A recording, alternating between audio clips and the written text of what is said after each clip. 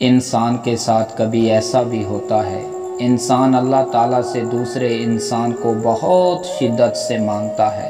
بہت رو رو کر مانگتا ہے، بہت وظیفے کرتا ہے، استغفار کرتا ہے، منتیں مانگتا ہے، در در کی خاک چھانتا ہے، روتا گر گراتا ہے، مگر وہ نہیں ملتا۔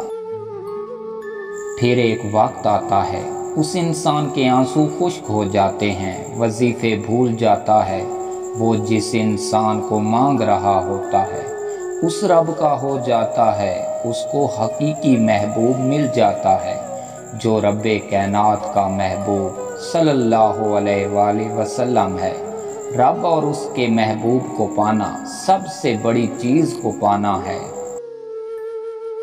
انسان کو رب اور اس کے محبوب کی دریافت ہو جاتی ہے اور پھر کہتا ہے، دنیا والو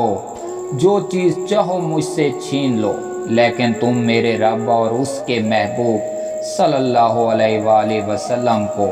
مجھ سے نہیں چھین سکتے، مجھ سے نہیں چھین سکتے۔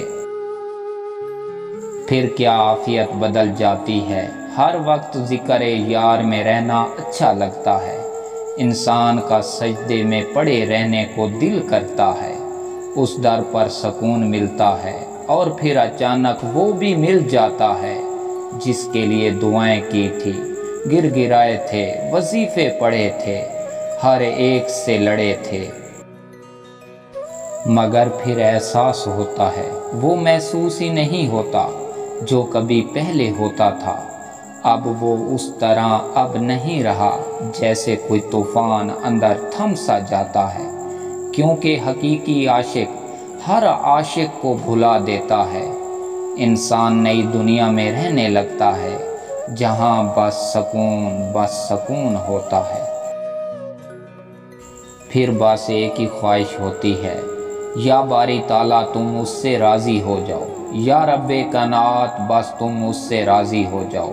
یا محبوب کائنات صلی اللہ علیہ وآلہ وسلم جو آج ہی تم مجھ سے راضی ہو جاؤ۔ جن سے یہ راضی ہو جاتے ہیں نا، پھر عاشق کی حقیقت عیان ہو جاتی ہے۔